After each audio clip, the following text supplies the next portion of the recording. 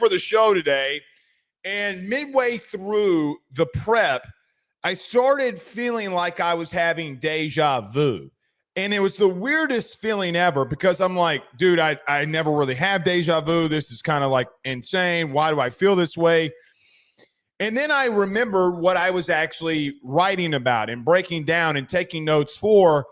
It was for the three main opponents that LSU football is going to face moving forward in the SEC now that you're moving to 9 games. And what's very interesting about that quote-unquote deja vu is it wasn't deja vu.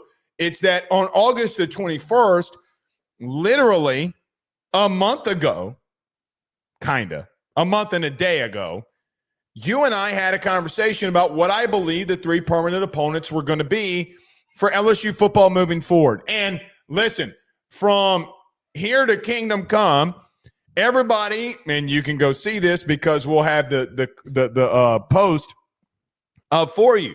So many comments saying, Blake, there's no way, there's a 0% chance that LSU is not given a permanent opponent status with the University of Alabama. And I said, hold on now, wait a quick second. You mean to tell me that they're going to get rid of the Iron Bowl or the third Saturday in October? Because I don't think they were doing that. And they're going to give Alabama, who they cater to in the SEC, they're going to give them Auburn, Tennessee, and LSU? No way. It's pushback.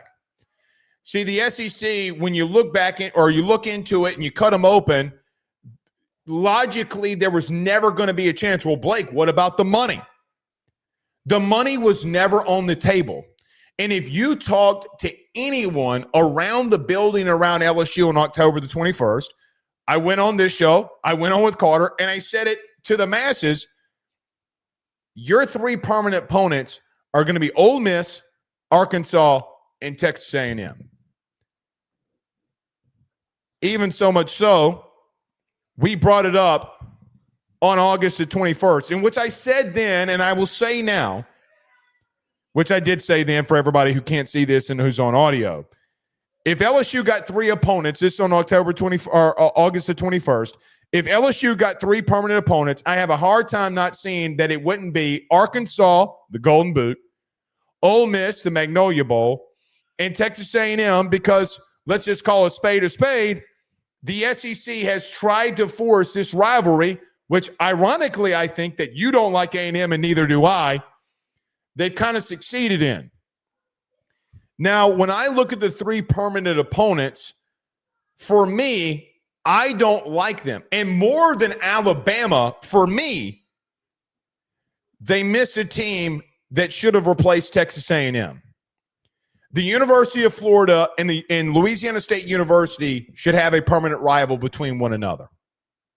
Now, I understand Florida has Georgia and they have some other things that they want to do, but there's no way in Rudy Poo-Hell that I would take Texas A&M over the University of Florida.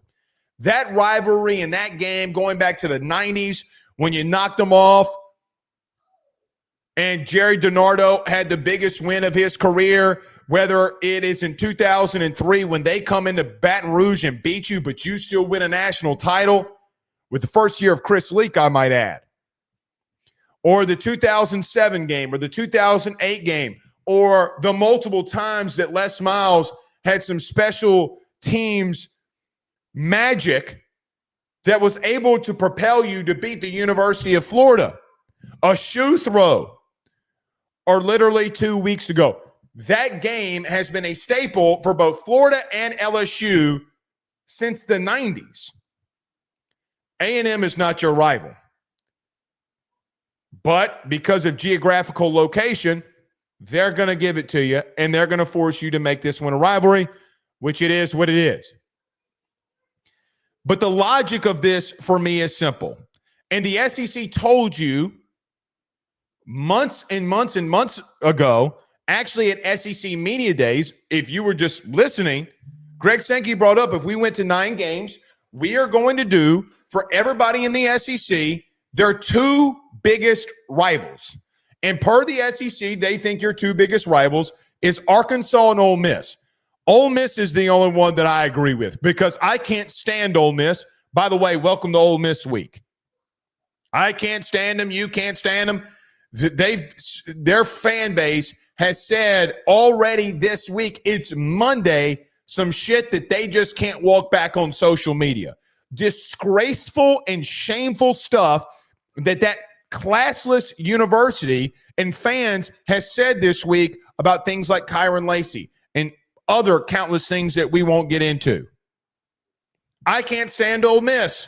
I have family members that are massive Ole Miss fans, and I don't want to spend Thanksgivings or holidays with them knowing that LSU lost. That game goes back to Billy Cannon. That game goes so deep and cuts so deep, I don't want Ole Miss off of your schedule. I know some of you will feel that maybe Arkansas should have been replaced. Guys, they were always going to give you Arkansas. The real question always became, are they going to give you Florida or are they going to give you A&M?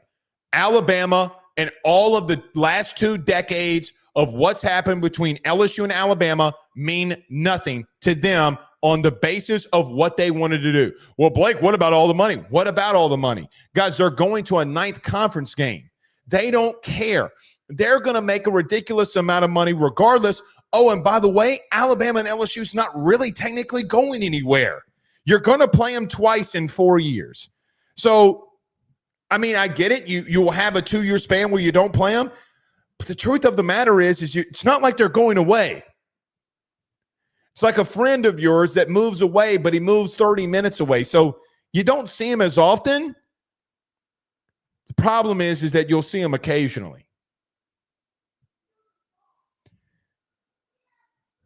I get the Alabama conversation. But if what we try to do here, or what I try to do here the most, is be real with you. There were a lot of people in this beat that were telling you that you were going to get Alabama. And I was pumping the brakes telling you that you weren't.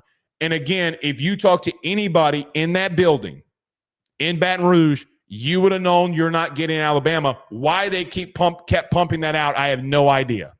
But they did. Guys, the truth is the draw that you got historically has been massively favorable to you.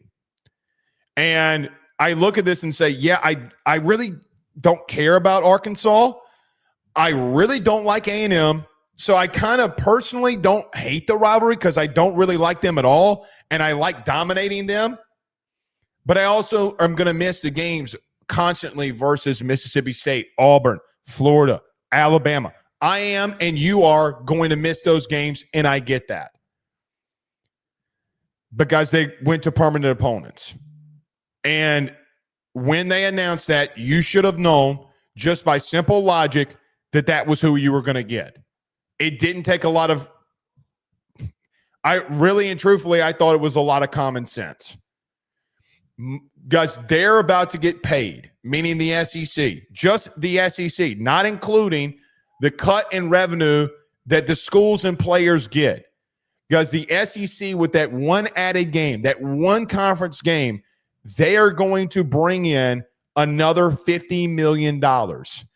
They don't care about what you think. They care about the bottom line. And that's only for them. That's an extra $50 million for them. They don't. I get the Bama and LSU rivalry has held the SEC in high regard over the last 2 decades. I get it. It's been the game. And it's a big deal. I understand it. I'm not trying to push it off. It has been the last basically 20 years.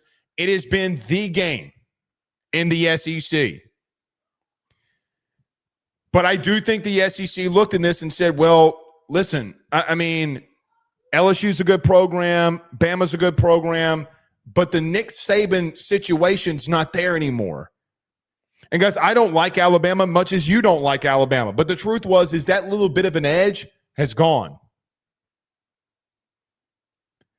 So I say all that to say I don't really hate these 3 permanent opponents. If you gave me a preference, I would have rather Florida over A&M. I actually would have rathered Florida over Alabama, to be honest with you. but it's a favorable draw for you in which all that matters. You're still going to have to play a lot of these really good teams in the SEC. The reason, too, it's a very favorable draw for you is let's go back all the way to what you've done against these three opponents since 2014. And the only reason I didn't go 2015 to 2025 is, well, you haven't played any of these teams yet. So I did a 10-year span, and you play Ole Miss this week, but you get what I'm saying here. So from 2014, you're 8-3 against Ole Miss, you're 8-3 against Arkansas, and you're 7-4 against Texas A&M. Combined against those three opponents, you've been 23-10. That's over the last 10 years. Guys, that means on average, you're only losing one game against those opponents over the last 10 years per year. Let me repeat what I just said. You're 23-10 versus now your three permanent opponents. And with the playoff being expanded and everything, sounds good.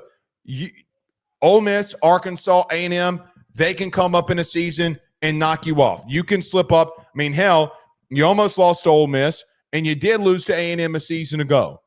But over the last 10 years, you only have 10 losses, which means one loss per year on your permanent teams that you play. If you're asking me, yes, I would sign up for that, because the only thing that matters to me is LSU winning. With all of the changes in college football, guys, this kind of stuff was inevitable. And what I think has happened to fans is, and what I think has happened to some media is, I'm not saying people aren't adapting with the times, because people are adapting with the times. What I do think is interesting here is, for me, I feel like that I swallowed the pill, but I swallowed that pill long ago. Like, actually, 2023 was, I was like, all right, this is over. Like, there is no putting that genie back in the bottle. The genie's out of the bottle, and it's not going back. It's like the end of Aladdin, and you freed him. That genie is not going back in the bottle. So all of these changes were going to happen inevitably. They've been talking about 9 conference games, guys, for 4 years. It was going to happen. They've been talking about permanent opponents for 4 years. It was going to happen. And I know they gave a rough draft, and Alabama was on your rough draft. Guys, it was a rough draft, and they never, ever were going to give Alabama, Tennessee, Auburn, and LSU. They weren't going to make things more difficult for them. It was never on the table. And if you want me to get saucy, and I do mean this, I think that Alabama was the 5th, 6th team that people had talked about in reference to LSU. I do think that Auburn and Mississippi State had a little bit more of a claim than what Alabama did, ironically as that sounds from things that I hear. I know of some people, by the way, who are big money people who, if LSU had a say, wanted to play Auburn and wanted Auburn to be a part of that. But Auburn was never going to get Alabama, Georgia, which are their 2 permanent rivals, and LSU. They weren't going to do that. They were trying to make it equal. So I look at this and say, guys, quite frankly, I think you got a favorable draw. And I don't hate it. I don't like Ole Miss and A&M. And to be frank, if it's based off of hate, like pure hatred, for me, it probably does go in order to some regard of Ole Miss and A&M and maybe Florida. And Bama. And Bama used to be at 1 for 2 decades. Guys, when Saban left, for me, okay, whatever. That rival is not there really for me anymore. I can't stand Florida. I can't stand A&M. I can't stand Ole Miss. And I wonder how a lot of you feel. But I'm telling you, the Alabama situation was never on the table. That's why we brought it up on August the 21st. So your 3 permanent opponents, Ole Miss, Arkansas, and Texas A&M. You're only averaging 1 loss against them in the last 10 years. All right. Let's get rolling here. Any super chats? Yes. Dane Bergeron with a $5 super chat, also a member on the YouTube channel. You can join and become a member as well. We greatly appreciate that. He says, Ole Miss game needs to be on the last Saturday in October. I agree. I completely agree. I wish they would do that. I hate that we're playing them on September 27th. I think it's idiotic. Completely idiotic. But I don't make the rules. Dane, I don't make the rules. I think they need to put it on holiday weekend. I do. David says, Blake, for me, it was Florida, Bama, and A&M that I can't stand. Yeah, for me, the whole Bama thing was over with when Saban retired. I mean, it doesn't hold the muster to me. I mean, guys, we've had just as many big situations with Florida since the 90s that I think that, I mean, guys, they had a whole 10 years off of the hatred completely that you had for Bama. I wanted Florida. So did Rob Boudreaux. It should have been Florida. Hell yeah, it should have been Florida. In no way in human hell. So let's get to the Florida angle of this. There's no way to me that we should be playing A&M over Florida. None. A&M is not a big enough rival to us as Florida is. I mean, I know that LSU's had a lot of success versus A&M in Florida over the last 2 decades. A lot of success. Hell, LSU came all the way back and broke the streak against Florida and now lead that series 35-34-3. I mean, it's been very even. I never, for my generation, 30, 40, mid-40s, and even for those of you that are in the 50s, 60s, because Florida was always the bigger situation. Nobody's going to forget that night in the late 90s with Jerry DiNardo, Booger McFarland in the game, and Kevin Falk and them knocking them off. Nobody will forget that. Nobody that actually lives in this state and has a pulse will ever forget that night. You'll never forget where you were. It's like for me, you never forget where you were on 9/11. You never forget where you were when you proposed to your wife. You never forget what happened in the late 90s when you beat Florida. You never forget. And I never will. Should have been Florida over A&M. But I can't stand A&M either. They drive me absolutely batshit crazy. Sean says, I nailed their permanent opponents besides Bama. Alabama was added, in my opinion, with the 3 they chose. I said it will be 3 of those 4, and it was. Yeah. Just a very hard time for me to see those other teams. Penn Jones says, my hate list is Ole Miss, Florida, and the Colts. There you go. I was wondering when somebody was going to come in here. I was wondering when somebody, like when Penn Jones just did with the $5 super chat, Penn, you're the man, when somebody was going to cut out Arkansas completely. I just don't think that they were ever going to do that. And here's the thing. For LSU fans, Arkansas is like all right, we get to play for a little trophy. That's for us. Guys, to Arkansas, you are their biggest rival. They hate you. Everything that LSU is what Arkansas inspires to be. Smaller state, not a massive population, got money that nobody really wants to talk about. The difference is that Louisiana just has a wealth of talent and Arkansas has duck hunting and chicken tenders and Walmarts. They love... Guys, I have a lot, and I mean this, a lot of Arkansas buddies. A lot. More than I care to kind of even mention here. And even they will tell you. They tell me every year that we play Arkansas, they are constantly calling me, man, I freaking hate LSU. They hate us. They would have died if LSU wasn't on that schedule. Died. But they want to be us so bad. It's like Arkansas is the Dylan Raiola and we're the Patrick Mahomes. Just when you get into the 9th inning, you can't keep choking away College World Series. And I'm glad it was LSU this time. All right, everybody do us a favor. Hit the like and share. Share to all those groups if you're on Facebook and to all the social media pages. You're watching us, listening to us on YouTube. Like, subscribe, notification bell, and wherever you listen to podcasts, rate, review, and subscribe. Let's talk about hold on one second. Let's recap this game versus Southeastern. We're going to talk about some things that we saw.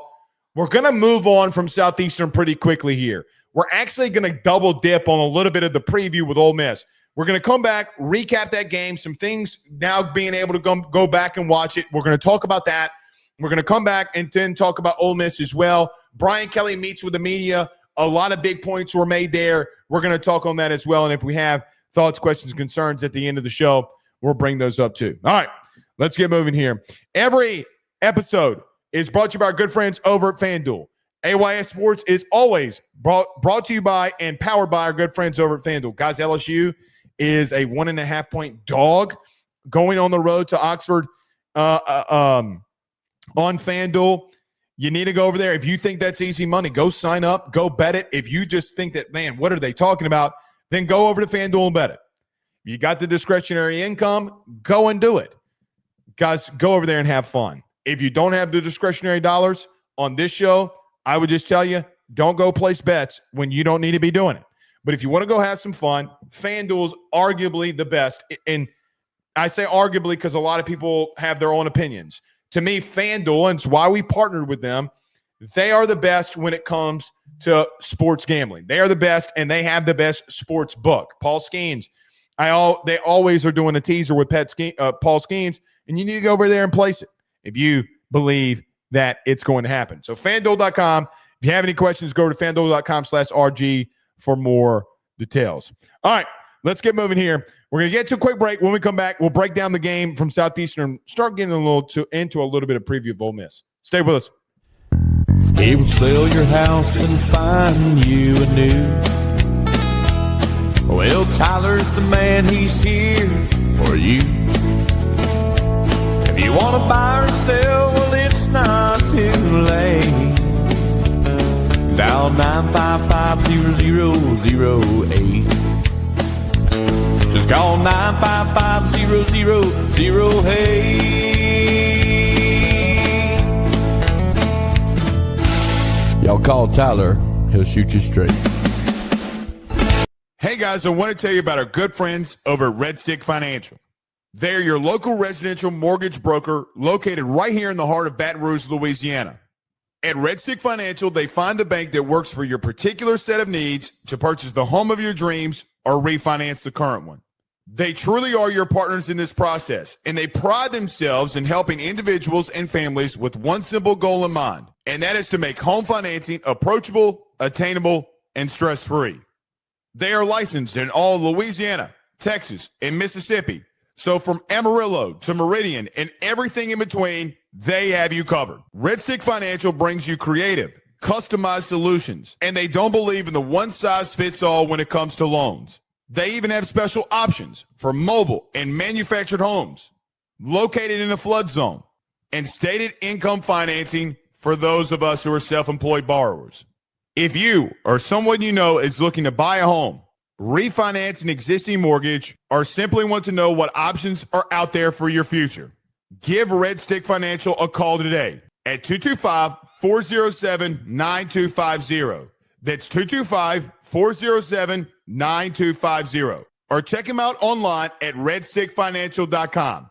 That's redstickfinancial.com. Before you purchase the home of your dreams or you go and do that refinance, you need to go local. Go Red Stick. We're back. All right, let's get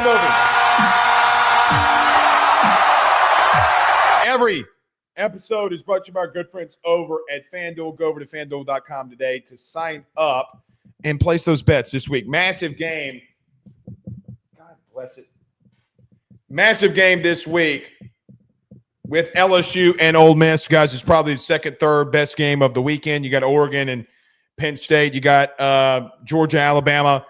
And you're there as the appetizer kind of to this, because I do think that LSU is going to win on Saturday. It's how I feel right now, and we'll talk about it this week. Let's get back to the regular scheduled program. So LSU coming off a dominated win against Southeastern, 56 to 10. And I think the big question is, and a lot of people are bringing up this talking point of, look, the offense was a lot better against Southeastern. Of course they were. Southeastern's not a great team, and you try to look at a game like this, in a situation like this, and say, Blake, what do you take from it? Well, going back and rewatching it and going back and looking at the film, going back and watching just a basic TV copy, this is how I walk back from the both of them. Now, the film, and I know we were on Carter's show last night showing all 22 copies of stuff, and in those all 22 copies, I'm not going to bore you with that. I think Carter does an exceptional job. You can go and break that down. But I think there's a couple of key points that we need to take away from the game on Saturday based off of the narrative of what's happened until the Southeastern game now going into Ole Miss. Guys, I thought Garrett played exceptional.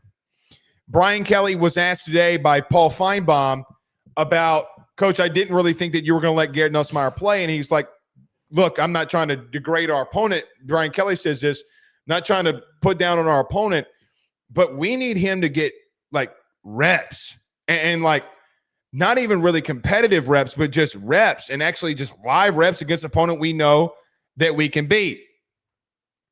And I think that for me, and I know we talked about this on the post game and it was posted on social medias, I think that Saturday was by far the best overall game that Garrett Nussmeier has ever played in an LSU uniform. Guys, you go back and you watch it. I mean, he's got 5 drops, 3 from Nick Anderson, 1 from Barry and Brown, and 1 from Aaron Anderson. And I know the Aaron Anderson throw, I mean, I know it was a little ducky, maybe came out of his hand a little bit wrong. He's got to make that catch. The Xavier Thomas, the other incompletion, I thought was pass interference and should have gone for LSU. So I look at a game from Garrett Nussmeier coming off of an injury and needing the reps after being limited in practice for, guys, literally the last month or this entire month so far, and saying to myself, okay, that is what you expected from him. But not only that, guys, it's not necessarily the opponent, because I see a lot of people wanting to take away who the opponent was, and I get it, and it's something that we are going to see down the road. But, guys, he should have been perfect. And I think that that's the point that I look at this and say, listen, you have your struggles offensively. You can't run the football. Your receivers are dropping way too many passes over the last 3 weeks. There's so many things that you can break down about what's not going on in this offense, because he went perfect. The outcomes on some of those missed catches, some of those situations are not on Garrett. And if you continue to make decisions the way that you made decisions Saturday night, and you're confident in some of the throws that you're making, guys, I think you're going to be fine. Actually, I really do think you'll be fine. Are there things that they got to clean up? Can Garrett do this by himself? No and no, or yes and no. You got to clean things up. And no, he can't do it by himself, nor should he. Because he went full Herman Boone perfect. Do I think that there are some things that I saw on film? And again, we showed a couple of the clips with Carter. You can go check it out on his channel. Are there some things that I think Garrett wants back? Yes. I think that he made some tighter throws that maybe he wishes that he would have gone somewhere else, and against greater opponents, it's going to show itself. Because there's nothing other, for me, I don't think that there's anything coming out of Southeastern to say, okay, well, Garrett was hurt. He came back. He played flawlessly. And, guys, you can make the argument that he played perfect football. Because I do think that he did. I do think that if the Nick Anderson post, the Nick Anderson comeback, the Nick Anderson slant, the Barryon Brown, the Aaron Anderson drops don't happen, what are you talking about with Garrett Nussmeier today if he's 30 of 31? And if the Xavier Thomas call is made, what do you make of him going 30 for 30? Because, guys, I don't care if it's Southeastern. I don't care if it's the Aaron opportunity between you and I. When you go perfect, it doesn't matter. You got to keep translating that, though. You got to continue to translate some of the things that you did. I still think you were a little too cute offensively, to be honest with you. And I know you ran an end around and you try to run like a fake end around and get the ball to Barry Brown. I know you're able to do things, and your offensive line has got to be better. But quite honestly, I think Garrett's got to make a couple of reads and start moving and getting out of there because he's making really good decisions right now. This is the Garrett Nussmeier that you should have expected. Blake, it's Southeastern. We can continue to talk about it. But, guys, when somebody goes perfect, go look at every quarterback around the country and go look at them playing Rudy Poo Tech, whoever it is. And they're not going perfect. They're making bad throws. Garrett went perfect. And you need it. He's going to have to continue to replicate not being perfect because he can't be. Nobody is. But what I think that he was a perfect decision maker. And that was the biggest area of his game that he had to be better at. Guys, the Caleb, I agreed with somebody in the postgame who brought this up. After going back and rewatching it, you know that Garrett can make all the throws, and he did. The best play that he had was the check down to Caleb Jackson, in my opinion. Look, man, ain't nothing downfield. I know Caleb's right there. Let's go get positive yards on first down. That is growth and maturity. That was the guy. I'll tell you this, and thinking about this a little bit more, Garrett's performance was the guy that I saw in camp before the torso injury, before defense really started dominating. The right decisions. You have an opponent this week in Ole Miss who I think, while they present some interesting challenges defensively, guys, I've seen through the first 4 weeks, what is a team that, quite frankly, can't sometimes get lined up. And if the worst pass that I'm going to get from Garrett is the first throw of the game to Caden Durham, which was just a little high, and Caden has got to keep his balance, then fine. I will take it. Because the rest of his night was perfect. And it was flawless. LSU this week, this is going to be a massive talking point. LSU this week has got to run tempo. Because I don't know if Ole Miss, who has struggled in multiple weeks at simply lining up, that LSU can't exploit it. They didn't have a lot against Tulane. They did the same thing defensively, damn near every play defensively against Tulane. Either they ran quarters or they ran man. There was nothing else really behind that. When they would run quarters in some situations, they would do some zone blitz stuff. But the back end's running quarters, meaning everybody's just going to play a quarter of the field and keep everything in front of them. Sounds good. Sounds good. But they have had issues in their run game, and they have had defensively, and they've just had simple issues of lining up. You got to be able to exploit it. Running drag routes across the middle of the field and hitting Aaron Anderson this week has never been more paramount. Never. Because they've been walking Sage Ryan and or another safety down on the slot guy. And if that is going to happen, you better feed number one all the live long day. And guys, quite frankly, I'm going right at Sage Ryan. I'm going right at him. Now, he's been a rotational piece, and we'll see how much he plays. I would assume he's going to get some playing time this week, and a lot of it. Because if they're going to put safeties that can't run on guys like Aaron Anderson, it should be an eat fest. I thought Garrett played exceptional. Is really the only point that we're trying to make here. Really, the only thing I want to say about the wide receivers, I thought, look, man, you just got to make the catches. I don't know how much more you can keep running Nick Anderson out there for me, though. I know you want to run him out there for some blocking opportunities. The problem with that is he's not doing that either. And you don't want to bench somebody because they're coming back off of an injury and they're having a bit of the dropsies. I get it. But, guys, you're starting to get into SEC play, and if that continues to happen, you're going to need to make a move. And that rotation in the wide receiver room has got to get cut even shorter. And I hate to say that, but it is the truth. I still think they need to find connections with Chris Hilton. I do. And I know that they tried some. But the drops have got to be fixed. And I think from Barry on, from Aaron, those two were focus drops. I don't think it's not necessarily a physical thing. I do think that Nick Anderson is more than mental. I do think it's physical. I hate that for him. And I know you're probably going to give him another shot. He's got to make the most of that opportunity because, guys, 6 drops in 3 weeks is not good. It's not good. It cannot happen. And this wide receiver room, for what it's worth, now that you're getting into the meat of your season, this wide receiver room has got to step up. Because, guys, quite honestly, you can't run the ball. You really can't. Not the way that you need to run the football. And that's going to be your Achilles heel all season.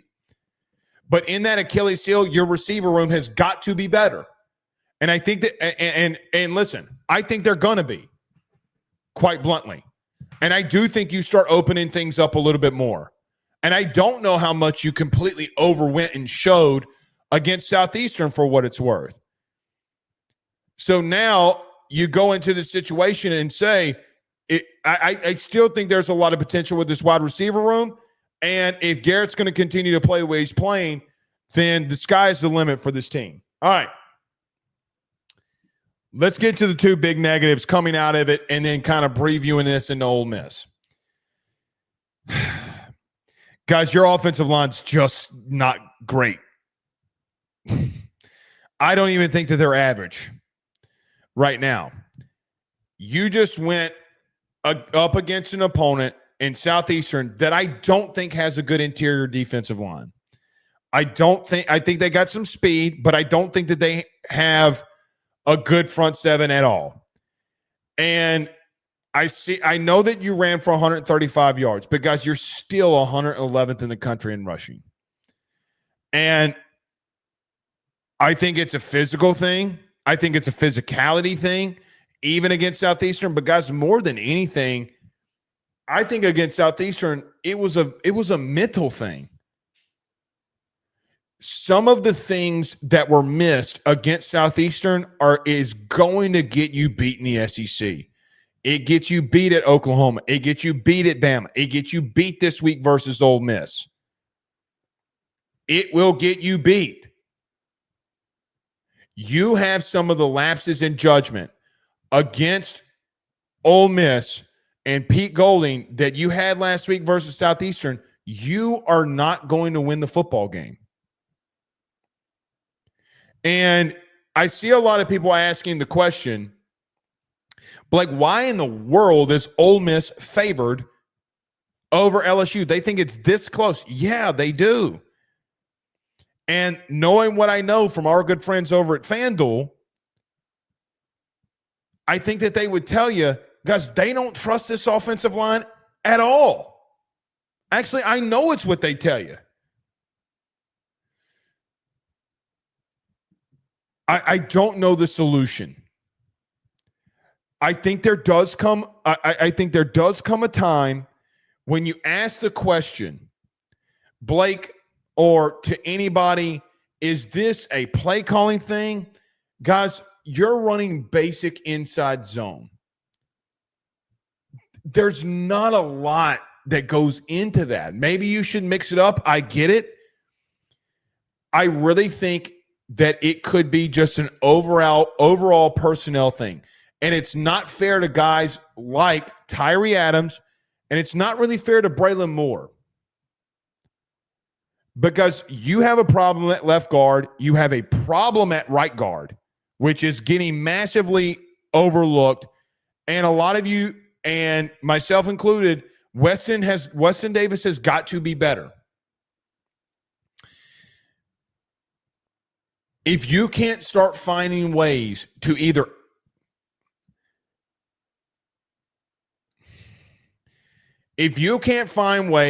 to run the football or do extensions of the run, you're going to be on the outside looking into that playoff. You will be.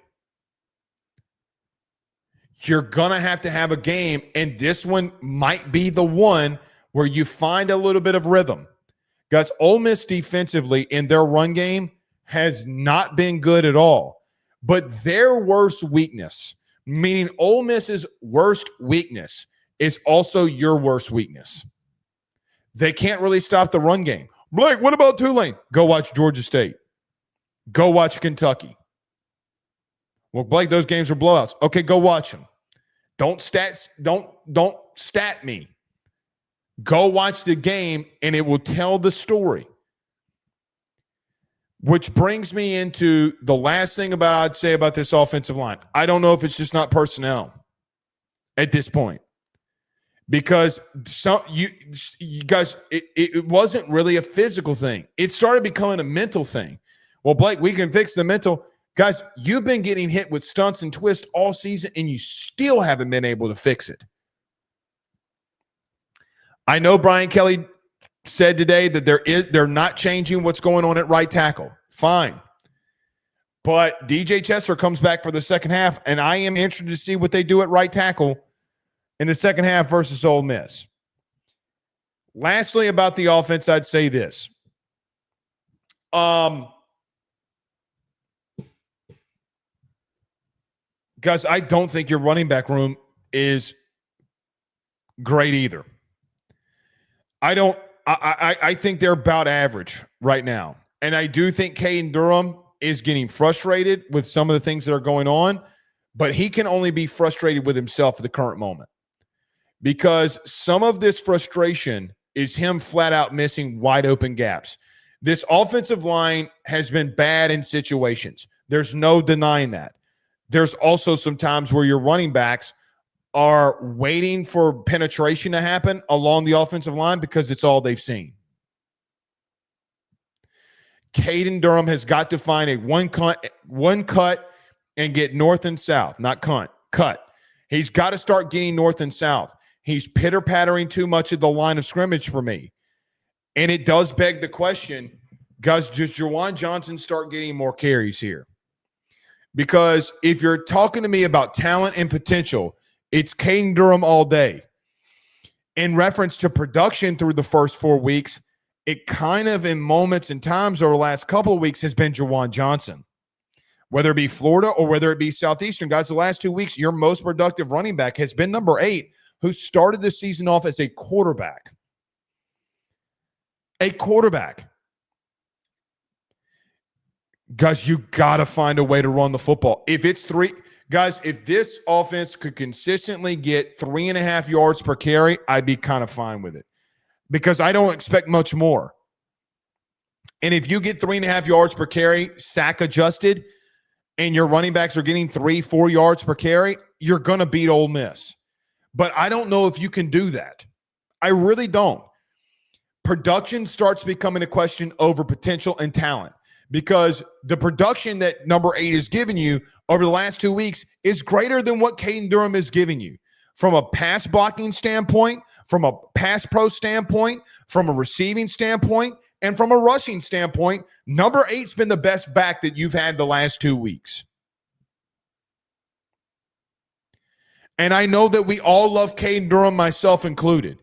He's got to start getting north and south and lowering his pads and putting his helmet down and start running sons of bitches over.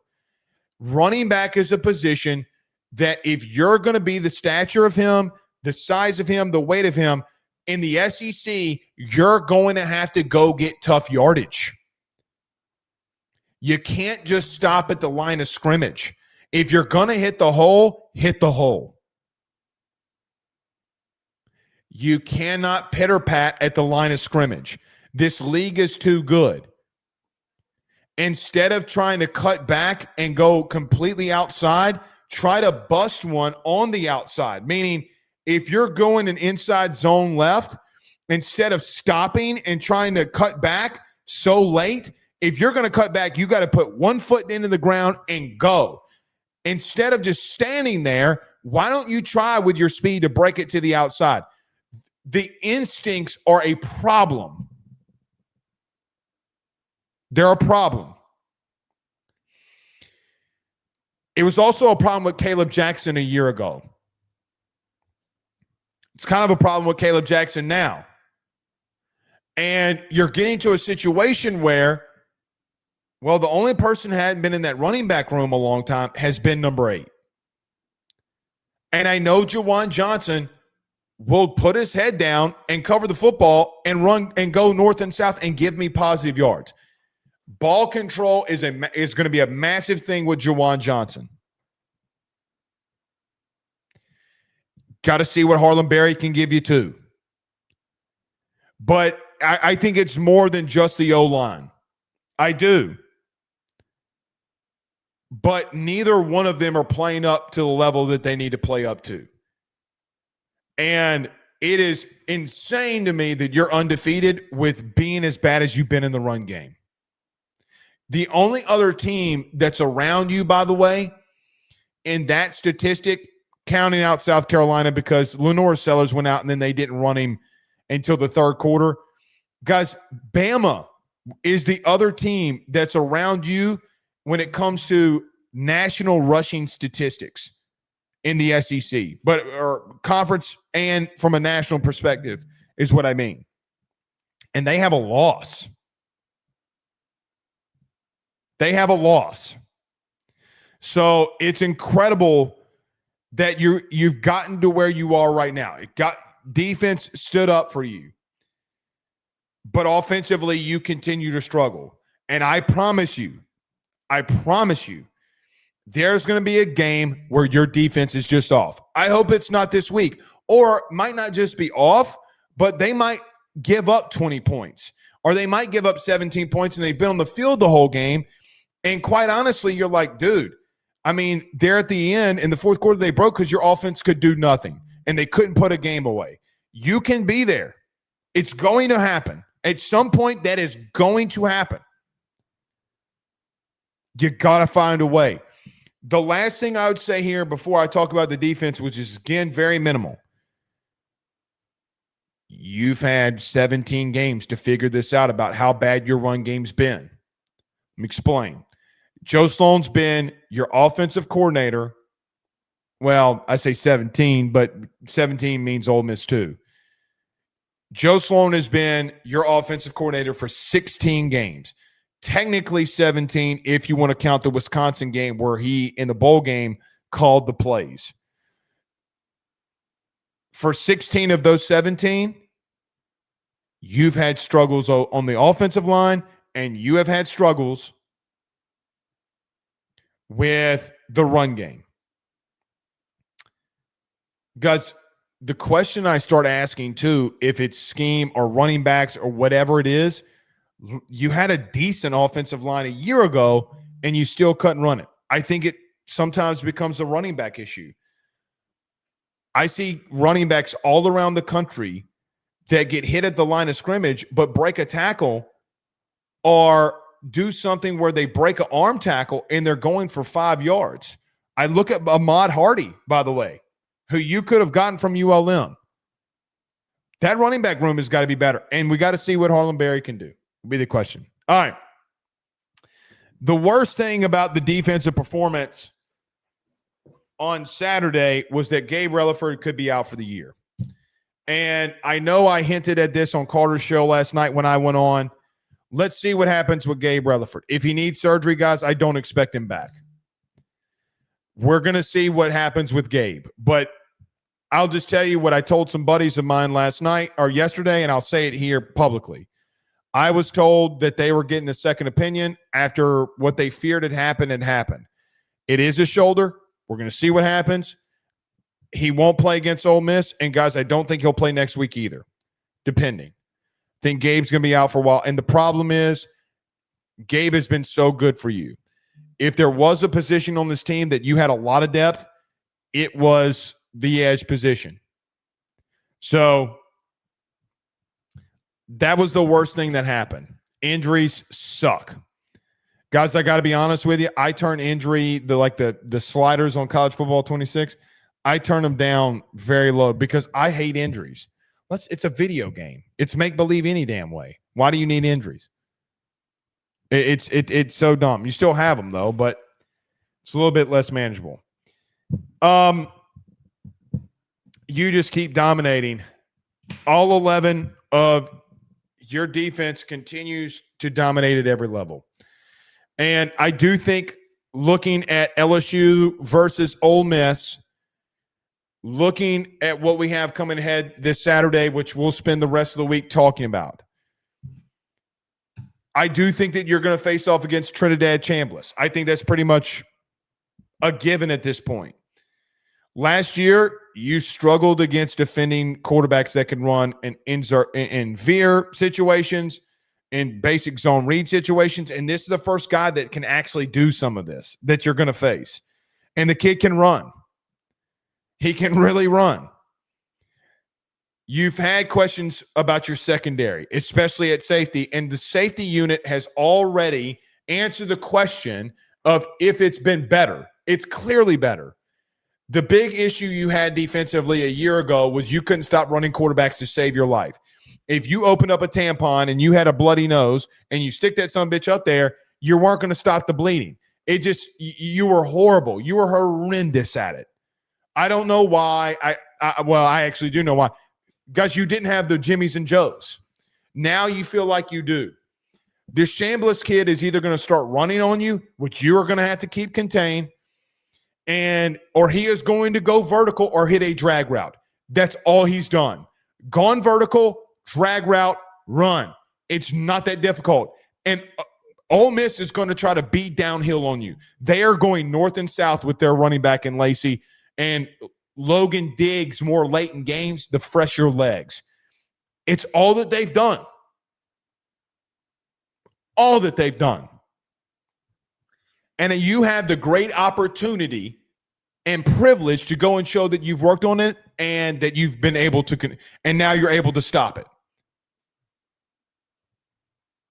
But right now, I don't know if you have a weakness. I think that and let me say this, it's not that teams don't score on you. It's not that teams don't make plays on you, because that's just going to happen. What I don't know is that if you have a massive weakness like you've had the last 5 years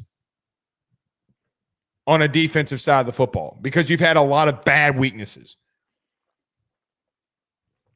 Lane Kiffin's going to test everything. Like him, love him, or hate him, he's going to find a way. And I don't know, after listening to Lane Kiffin's press conference today, I don't think he wants to put the ball in the air. And if it is Austin Simmons that you face, well, he has been interception worthy. And is Trinidad Chambliss, the D3 quarterback transfer, is he ready to throw the ball when it means it the most against a really good SEC opponent? We're going to find that out. Because this Ole Miss team is not difficult to look at. They're not difficult to figure out. They want to be downhill.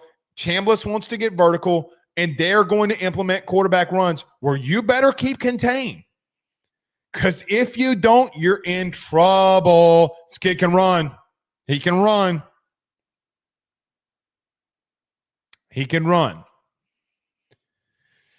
It's going to be an interesting matchup. But right now, defensively, you just keep dominating. You're so much better. Guys, I know that you're 17th in total defense this year, which LSU is 17th right now in total defense. Guys, I think you're a top 5 defense in the country. You know, it's funny. The Miami-Florida game made me feel a lot better about LSU, because I think Miami is really good. I do. I think they're a really good ball club. I think they're a really good team. Guys, that game was 13-7 with 5 minutes left, and the only reason they got to 26 is because Billy Napier is an idiot. He's an idiot. 13-7 with 5 minutes left. I mean, the truth of the matter is Miami and LSU should have beaten Florida the exact same way. In some retrospects, Miami ran the football a lot better than you did. It's a lot of the same game, besides a Garrett Nussmeier turnover. Florida's a good team defensively. They are just horrible on offense. It's going to be a fun week, man. I think this Ole Miss team is hot take. They're much better on the line of, well, not a hot take at all. They are much better offensively on their line of scrimmage than they were a year ago. Night and day different. They couldn't run against Tulane last year. They did this year. And Trinidad Chambliss brings a lot of that. That Lacey kid brings a lot of it.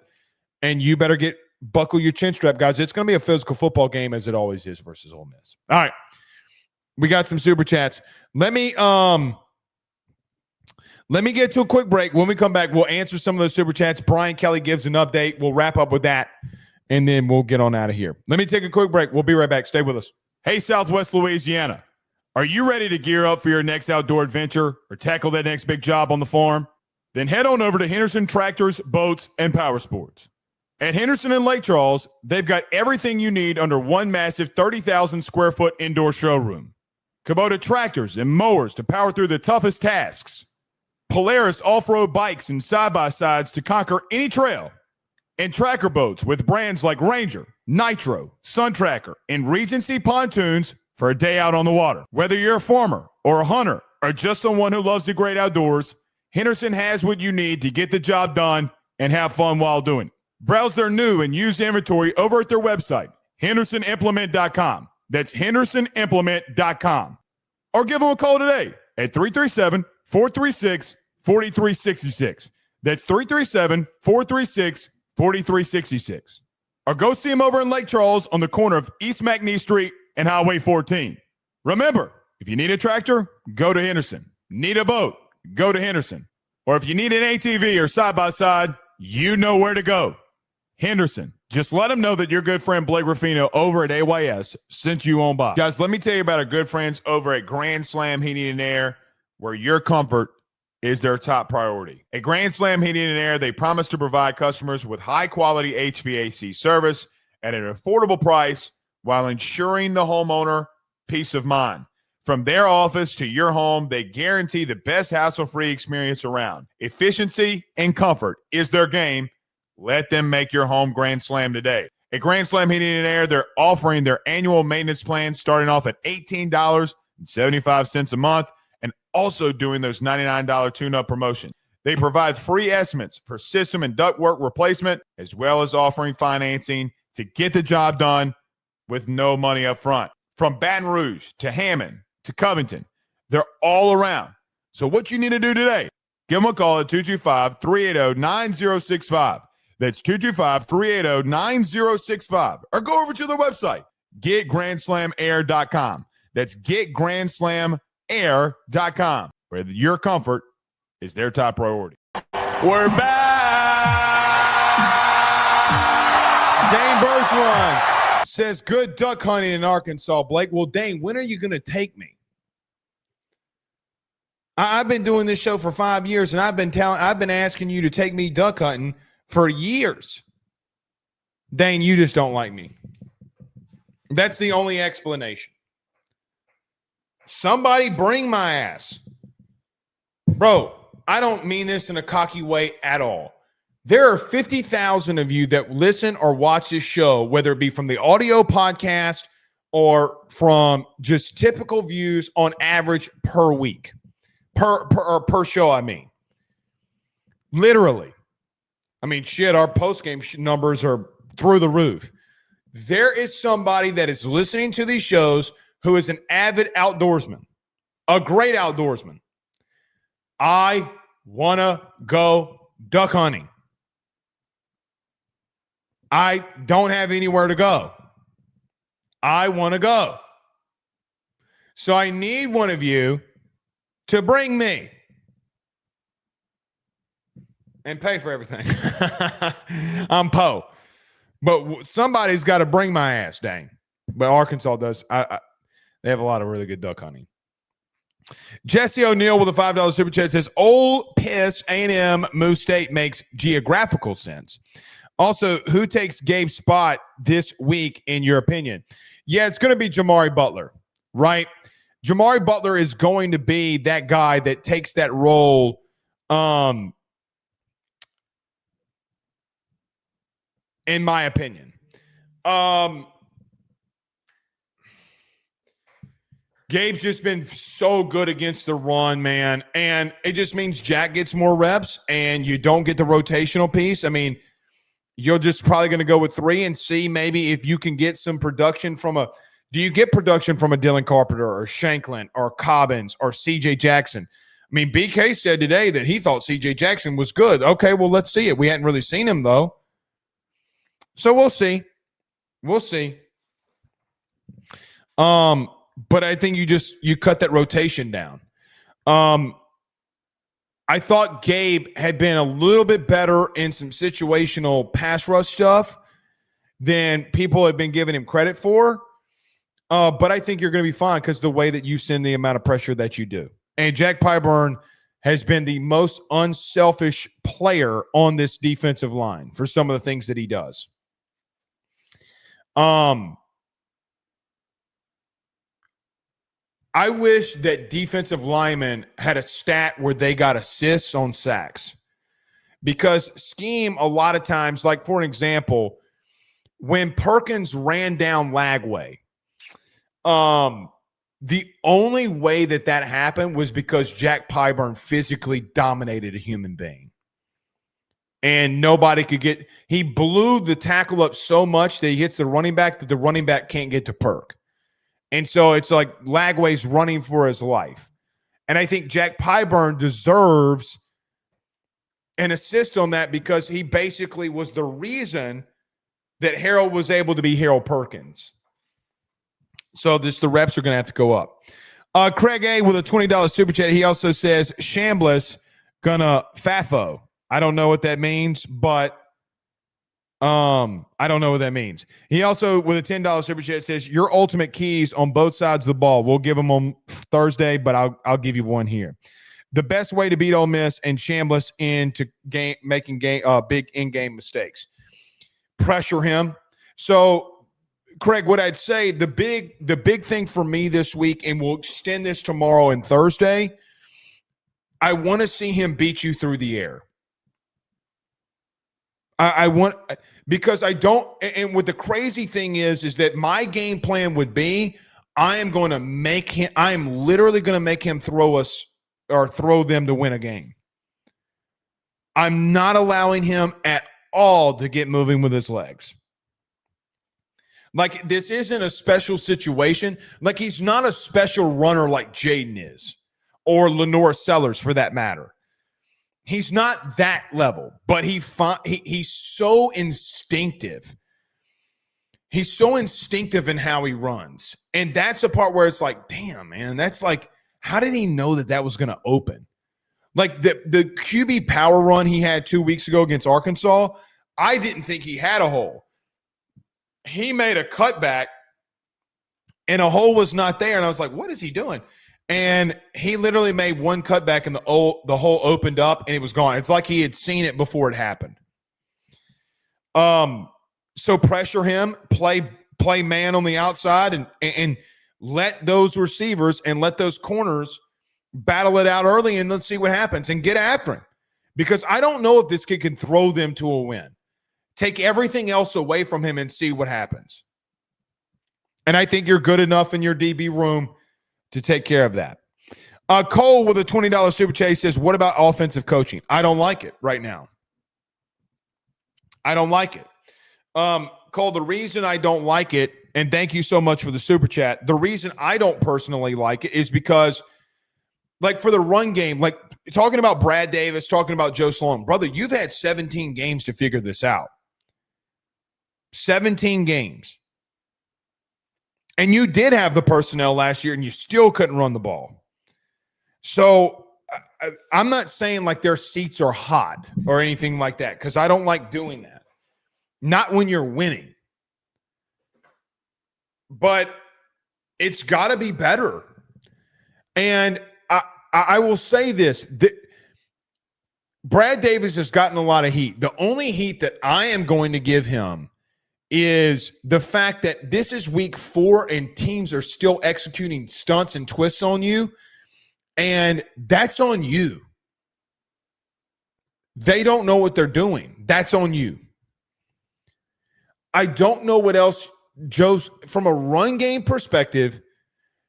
See, here's the excuse I give Joe Sloan in the run game only. The excuse I give him is you can't say that the offensive line's getting pushed around. You can't say that Brad Davis is not doing, like, it's not good there, and say, well, I mean, guys, they've run. I mean, and they're limited in the run game because the quarterback doesn't want to move. Not like that. I do think your run game would clearly be better with Michael Van Buren, but he's not Garrett yet, right? Like, you're not going to do that just because your run game. But they have not been good in the run game defensively either. So I don't know. I mean, look, can it get better? You know, I remember the first 4 weeks of 2019, it wasn't good, but it wasn't this bad. And guys, this is getting comically bad. Think about this. Through 4 games, you're statistically worse at running the football than you were last year. You've regressed, but not by a massive margin. So that's the part where it's like, man, you put so much emphasis on it, and it's not getting better here. Victor, the third on YouTube, says, I think Johnson sees more and possibly Barry. Probably. I wouldn't hate that. I think you will too. Thank you for the super chat. Penn Jones with a $2 super chat says, really glad Sage Ryan is running that mouth. Is he really? I didn't see it. Penn, can you send it to me? I didn't see him running his mouth. I want to see it because I hope we smoke his ass. All that shit he's been – I saw this shit in the offseason, but all that shit he's been talking in the offseason, meaning like not in season, like I want to – did he say something recently, I guess is what I should say. But I'm going right at him. Guys, they've been putting him on slot guys. They're going to find out. They're going to learn. It's Your Highlights on YouTube says – WYR LSU throw for 400 or run for 200 plus versus Ole Miss. Neither. If you throw for over 400, that means your defense is collapsed. And neither. You're not running. First off, you're not running for 200 yards on anybody. You couldn't run for 150 yards versus Southeastern. You ain't running on 200. Guys, if we run for 200 yards, it's because you broke a 99-yard run, and then you broke off another long run because you just did. Garrett is so much more likely to throw for 400 yards than you are even remotely close to getting to 200. Because you couldn't put up 150 last week. You get what I'm saying? Gunnar Ward says, did y'all see Whit Weeks is dating Lane Kiffin's daughter? I did. Diabolical. And she posted it. I got to be real with you. Good for them. Glad for them. I mean, it's a funny talking point that it's announced this week, but I don't care. I really don't care. But it is funny because you know what, like, it's going to be said, especially if LSU wins. It's going to be a troll on Lane Kiffin. And the funny thing is, for me, is I don't think Brian Kelly's ever really gotten him back publicly for Lane Kiffin constantly trolling him about the dancing. What I think Brian, if LSU wins, Brian Kelly could make a little bit of a troll of this. He's not going to do it, but he could. And it would be fucking hilarious. All right. Couple of things here. Brian Kelly met with the media. Let's just start off here. He was asked about Lane Kiffin. It's actually Charlie Weiss Jr. too, but Lane Kiffin versus Blake Baker. Guys, that is the game. And I think Blake Baker did a lot of really good things last year versus Lane. But Lane ultimately found the biggest weakness that they couldn't capitalize on, and that's a QB run game. I think Blake's going to continue to be Blake and do the same things that he's been doing. So it's going to be a hell of a matchup. Brian Kelly was asked about DJ Chester moving to right tackle or going and playing at right tackle more. I still think that that's a strong possibility. I know Brian Kelly said, no, we're not looking at the Weston Davis thing. I call bullshit. I think coming into the second half, it will be interesting. And they maybe stay with Weston Davis, especially if he's playing well. But I think they're going to try to shake some things up. You can't keep ramming your head up against the wall. I think they need to look at right guard too, for what it's worth. I do. You've hit on everything else in the portal. I don't know if Josh Thompson's a guard. See if he's better at right tackle. He played right tackle last year. We'll see, man. I mean, I do think that there's got to be some shakeups. You got to do something. What is Carius Kern? I still think he's out of position. I don't think he's a tackle. I don't get that. When does Solomon Thomas come back? I don't know. And he's nowhere close to being ready, is Solomon Thomas. So when it does come back, don't ask. He's not ready. All right. Brian Kelly talked about tempo and play calling, said Lane has the best tempo in the game. I agree with that. I think you need to hit some tempo on him, like you did last week too. LSU only gave up 31 yards in the first half. Brian Kelly, when he says stuff like that, statistically, that's his way of saying, look, man, we dominated that ass. Guys, they gave up 31 yards and a half. Your first team defense did.